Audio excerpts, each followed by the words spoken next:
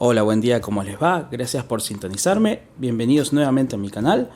Hoy vamos a estar hablando nuevamente de la leyenda de la historia de la fotografía y la leyenda de Nikon, en este caso la super conocida Nikon F.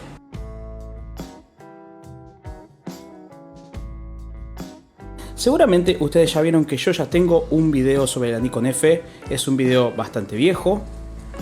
Es un video que me gusta mucho, pero creí de que era mejor filmarlo un poquito mejor, aclarar algunos conceptos de vuelta.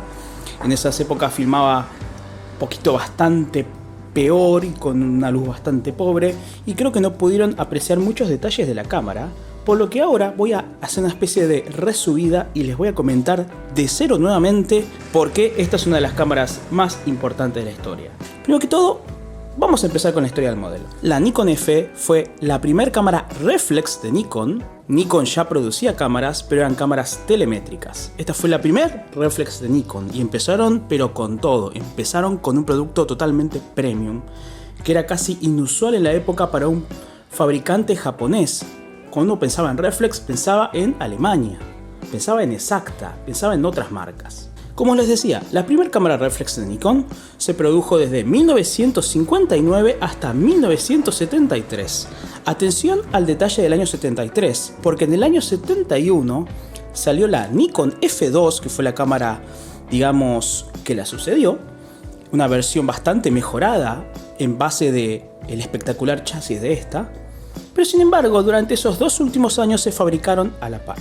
Las Nikon F se produjeron en números bastante grandes, se asume que más o menos se produjeron unas 745.000, aproximadamente 750.000. Esta en particular parece ser del año 69, por el número de serie aproximadamente.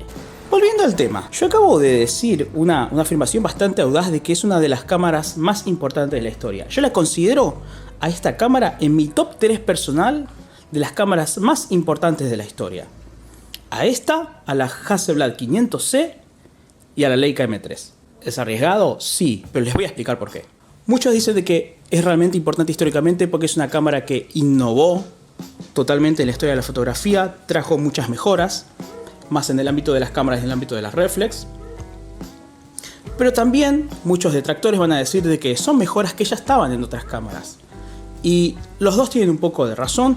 Esta cámara no trajo casi nada nuevo en cuanto a innovación tecnológica, pero sí las trajo todas en la misma cámara. Cosa que eso ninguna cámara en la época lo tenía. ¿Cuáles son esas mejoras? ¿Por qué? ¿Qué le hicieron merecedora de esa confianza por parte de los reporteros gráficos, de los fotógrafos profesionales? Ahí les voy a contar bien. Las mejoras son las siguientes. Es una reflex, tiene espejo con retorno automático. Las reflex hasta esta época, la mayoría no tenían retorno automático, es decir que uno cargaba, el espejo bajaba, podíamos ver la imagen y luego al disparar el espejo quedaba arriba, por lo cual teníamos que volver a obturar para que baje el espejo. Esta lo hace automáticamente. Muchos de sus lentes tenían diafragmas automáticos. ¿Qué quiere decir? Siempre vas a poder ver totalmente abierto y las cámaras, dependiendo del acople del fotómetro, va a medir con el lente totalmente abierto. En nuestras cámaras de la época teníamos que hacer el molesto step down. ¿Qué era el step down? Teníamos básicamente que cerrar el lente, medir y volverlo a poner así.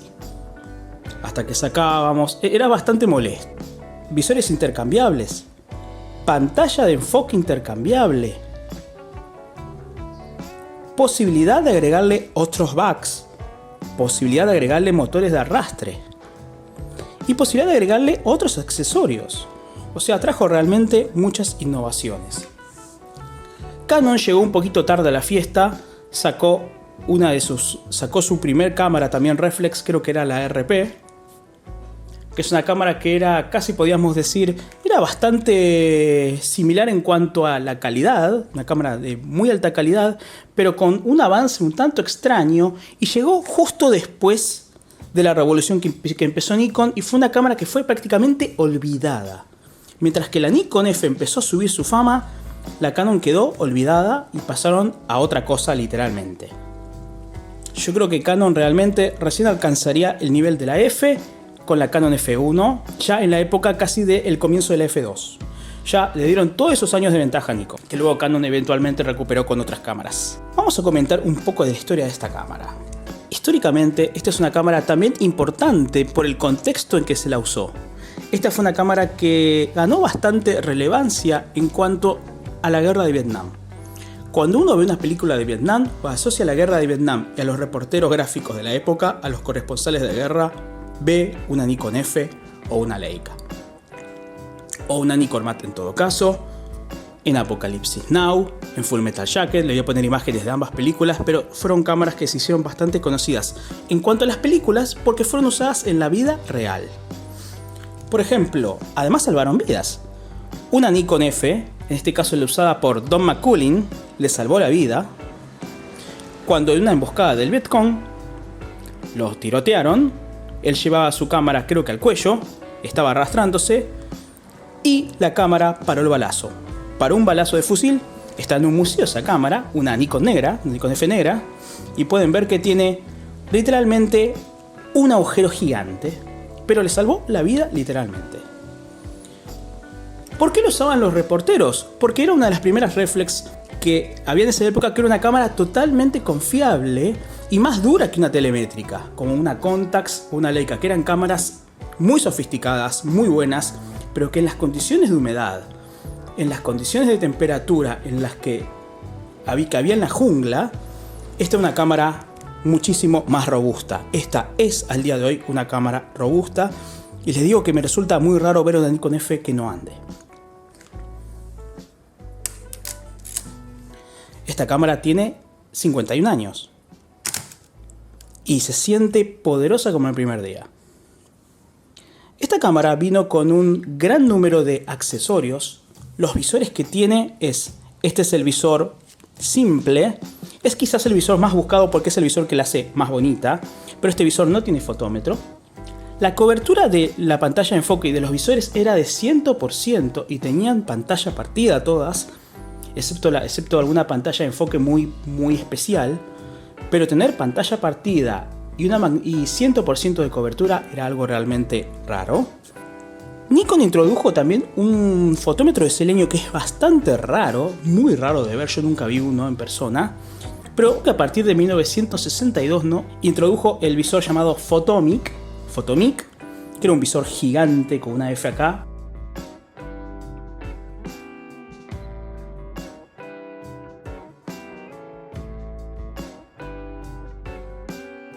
Que llevaba una pila de mercurio, visores que en su época funcionaban y que hoy en día es bastante difícil que funcionen. Si funcionan, bueno, suerte. Yo tuve uno que funcionaba, pero relativamente poco. Tenían una agujita, tenían medición acá arriba. La hacía bastante voluminosa la cámara, aunque creo que quizás es la Nikon F que estamos más acostumbrados a ver. Había el Photomic FT, Photomic FTN y así seguíamos. Les voy a poner fotos de todos. Había visor de cintura, yo tuve casi todos los visores, pero me quedé solamente con este.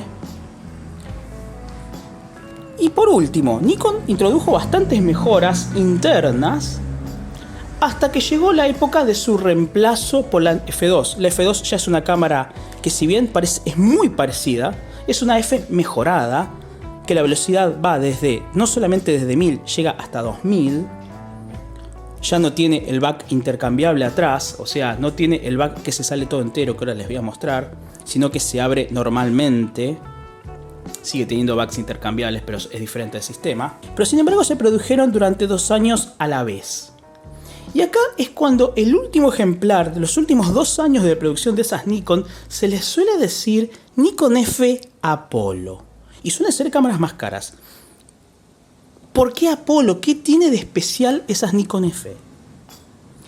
Esas Nikon F son llamadas así de forma no oficial porque la Nikon F fue seleccionada para ir al espacio, para ir a la Luna en los últimos días del programa Apolo. Fueron en las Apolos 15, 16, 17 y no sé si alguna más, no sé si 18 o 19.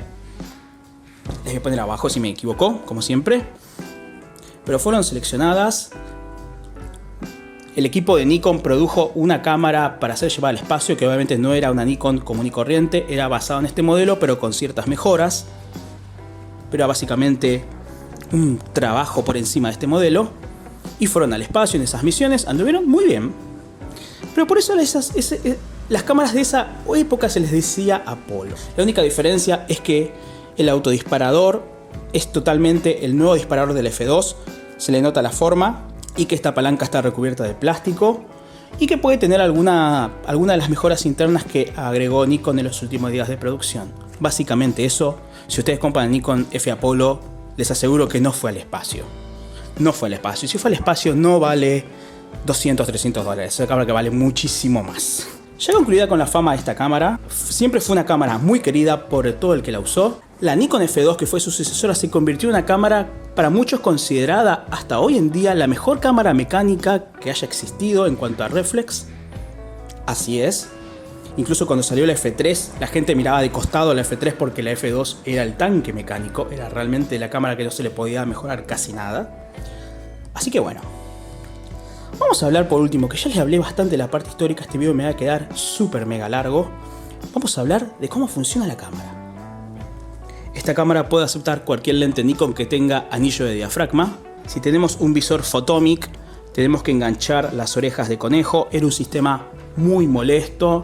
Era muy rudimentario el sistema, era la forma de tratar de hacer que el lente mida totalmente abierto hasta la llegada de los ahí en el 77 recién. Vamos a ver un poco, esto igual sigue siendo montura Nikon F, cámara muy sólida, ya el body debe pesar unos 850 gramos aproximadamente, es una cámara pesada, pero tampoco es que se siente un ladrillo horrible, pesado y molesto, se sigue sintiendo una cámara un poco más elegante comparada con la cámara de la época. Es llamativa porque tiene forma, un poco de forma de ladrillo, tiene esquinas bastante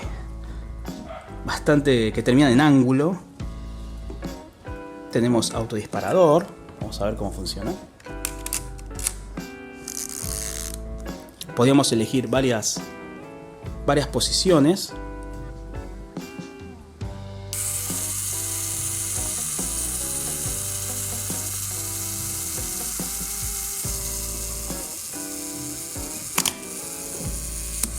Potente como el primer día.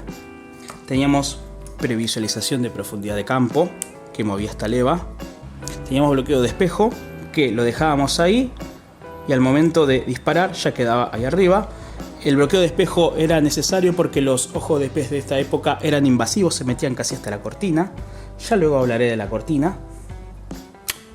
Ahí bajamos el bloqueo de espejo. Muy pocas cámaras de la época tenían bloqueo de espejo. Acá para liberar el lente, toda la construcción es totalmente metálica. Cámara terriblemente sólida. La F, velocidades desde 1 segundo hasta 1/1000. Teníamos un bulbo y un modo T. En el modo T la cámara iba a estar abierta hasta que cambiemos la velocidad. Y esto si lo sincronizábamos con el temporizador, con las velocidades, podríamos hacer de que tenga, digamos, una velocidad lenta desde 8 segundos hasta 1/1000. Otro detalle que no le comenté es que no había que cargar el contador de fotogramas, el contador se cargaba solo y era automático, cada vez que disparamos avanza.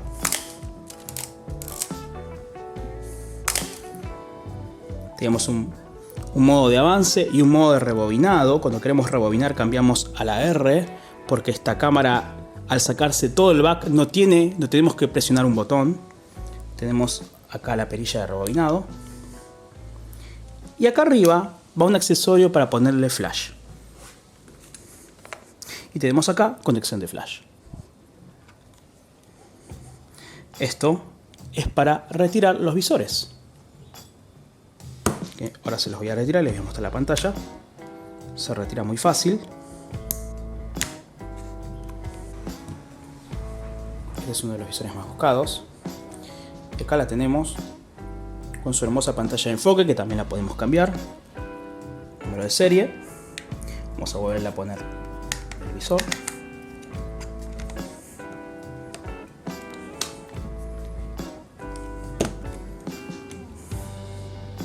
Era ideal si teníamos varios visores, podíamos ir intercambiando. Y acá viene Made in Japan, un recordatorio de qué película tiene. No tiene fotómetro, les aviso, el fotómetro siempre vino incorporado en los visores. Sacábamos así, muy al estilo de las Contax. Y teníamos acá el corazón de la cámara, que es su cortina de titanio. Esto es una hoja metálica de titanio. Creo que ninguna cámara de la época tenía cortina de titanio. Esto realmente era algo de lujo. El titanio es per se un material difícil de conseguir, es un material caro y es un material difícil de trabajar. Nikon tuvo cortinas de titanio en sus cámaras desde la F hasta la F4. La F4 ya, la metalurgia hizo de que se pueda usar una cortina de aluminio mejorado. Pero cortina de titanio. El titanio es un material que aguanta el estrés, aguanta la tracción, la tensión. Así que era un material de lujo. Nikon realmente se gastó toda la plata en hacer esta cámara. Y por eso es que estas cámaras se siguen viendo hasta el día de hoy funcionando bien. Y estas cámaras en la guerra anduvieron perfecto. Y en las manos de los profesionales anduvieron perfecto. Es una cámara de que quizás había que hacerle cada 10-20 años un mantenimiento y a rodar. También venían backs con 250 fotogramas, unos backs gigantes, y se le podía poner incluso motor de arrastre, e incluso hubo un modelo de alta velocidad. Hubo de todo. Por último, y para finalizar, ¿hay cosas que no me gustan de esta cámara? ¿Esta cámara es absolutamente perfecta? No, no es absolutamente perfecta. Creo que los dos únicos detalles que les puedo mencionar que no me gustan de esta cámara: no me gusta que no tenga zapata de flash. Tenga acá que ponerle un coso bastante raro para tener flash. Ese fue el error de las Nikon desde la F, la F2 hasta la F4, creo aproximadamente. Fue algo característico de las Nikon F siempre. Casi todos los modelos de F no se les puede poner un flash directamente sobre una zapata. Igual también debo decir que si le pondría una zapata acá, le arruinaría bastante las líneas. Tendría que haberlo puesto muy atrás, muy al estilo de la Olympus M1. Y el otro punto que es bastante más entendible es la tapa esta. Algo que Nikon al sacar la F2 mejoró. Y que también al principio, no en este caso en particular, pero las primeras Nikon F tenían esto bastante afilado y te podías llegar a cortar. Que eso lo cambiaron después poniéndole plástico. Básicamente eso.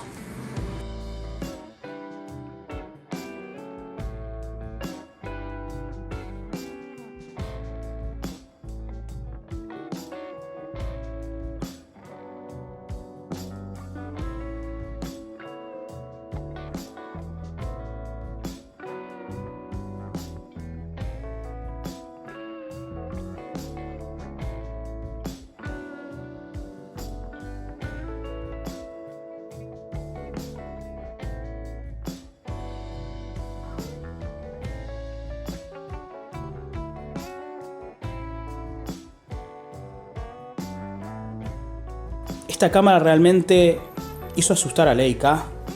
Empezó a volcar el mercado en favor de los japoneses, en favor de las reflex japonesas, y comenzó lo que hoy en día fue el liderazgo de esas marcas, de Canon, de Nikon, de Fuji, de Olympus, de Pentax.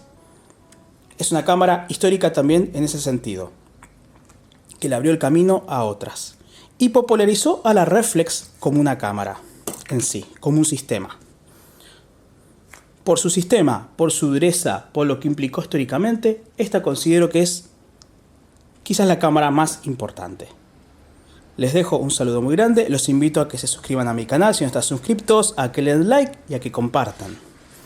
Y si están aburridos y tienen ganas de ver Instagram de cámaras, les dejo dos Instagrams, uno personal y otro de un grupo de amigos en los que estamos subiendo cámaras y cositas. Les dejo un abrazo muy grande.